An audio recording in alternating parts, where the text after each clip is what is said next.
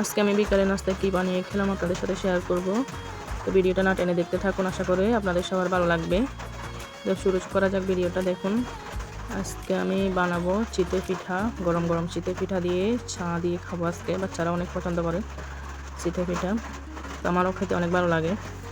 তো আমি একটা ফার্মের ডিম দিয়ে দিচ্ছি, একটা দেশি মুরগির ডিম দিচ্ছি, আমার পালিত মুরগির ডিম। তো দেখেন আমি গরম গরম চিতই পিঠা কীভাবে বানাই। আসলে চিতই পিঠা বানাতে অনেক সহজ, বা কোনো রেসিপি দেখে বানানো লাগে না, নিজে থেকে বানানো যায়। তো আসলে যারা পারে না তাদের জন্য কঠিন, সহজ কাম তাদের কাছে কঠিন লাগে। তো যারা বানানো শিখে গেছে তাদের কাছে অনেক সহজ মনে হয়।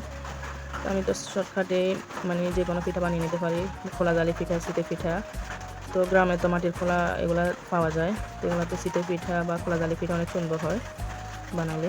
দেখেন মাশাআল্লাহ অনেক সুন্দর সুন্দর পিঠা উঠেছে, একদম নরম নরম তুলতুলে। তো এগুলো চা দিয়ে খেতে অনেক ভালো লাগে। তো আমি তো মানে খুব তাড়াতাড়ি অল্প সময়ের মধ্যে এগুলো বানিয়ে নিই। যখন ঘরের মধ্যে খাওয়ার জন্য কিছু থাকে না, বিস্কিট অথবা মুড়ি চানাচুর এগুলো কিছু না থাকলে, তখন আমি বাচ্চাদেরকে পিঠাগুলো বানিয়ে দিই। তো পিঠা বানাতে বানাতে আপনাদের সাথে কিছু কথা শেয়ার করি। তো আমি যে ভিডিওগুলো করি এই ভিডিওগুলোর ভয়েস আমি পরে এডিট করি। একটা অ্যাপস আছে, ওই অ্যাপস দিয়ে আমি ভয়েসগুলো এডিট করি। তো আপনাদের কাছে আমার ভিডিওগুলো কেমন লাগে অবশ্যই কমেন্ট করে জানাবেন। আর আমার ভিডিওগুলো ভালো লাগলে প্লিজ সাবস্ক্রাইব করে পাশে থাকবেন, যাতে পরবর্তী ভিডিও আপনাদের কাছে তাড়াতাড়ি পৌঁছে যায়।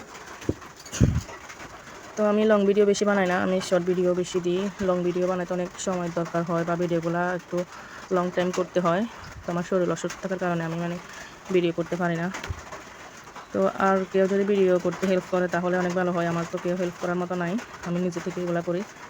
তো ইউটিউবে দেখে যে আমরা বা অনেক আপুদের হাজব্যান্ডরা ভিডিও করে দেয় বা কিছু কিছু হেল্প করে, তো আমার হাজব্যান্ড তো এগুলো পছন্দ করে না, তো উনি করতেও চায় না, আমাকে নিষেধ করে।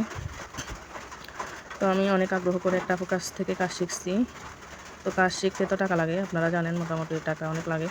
তো আমার কাছ থেকে অনেক টাকা নিচ্ছে। সেই জন্য আমি আমি ভাবছি যে এত কষ্ট করে এত টাকা খরচ করে কাজ শিখছি কেন, যদি কিছু না করতে পারি। তো আমার শরীরও অনেক অসুস্থ, এই জন্য আমার হাজব্যান্ড মানা করতেছে আর কি, বারণ করতেছে, না তুমি এগুলো করিও না, তোমার তো শরীর অসুস্থ, আরও হয়তো অসুস্থ বেশি হয়ে যাবে, শরীর খারাপ বেশি হয়ে যাবে, এই জন্য বারণ করতেছে আর কি। তো আসলে তো আমাকে ভালোর জন্য বারণ করতেছে। তো আমার একটা জিদ আর কি, আমি নিজে থেকে কিছু যদি একটা করতে পারি। তো আসলে প্রায় আমার 3-4 মাস হয়ে গেছে, এখনও চ্যানেলে কিছু করতে পারিনি।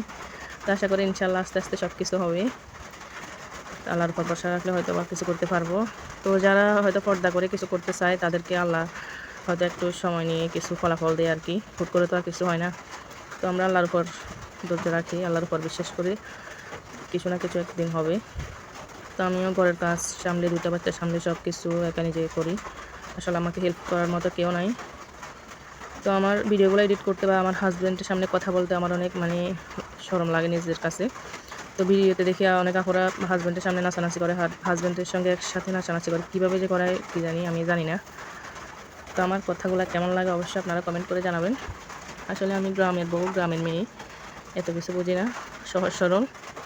তো প্লিজ আপনারা কমেন্ট করে কোনো ভুল হলে জানাবেন। তো আসলে আমি অনেক ভিডিওতে দেখি যে অনেক আপুদেরকে খারাপ খারাপ কমেন্ট করে, অনেক আপু ভাইয়ারা।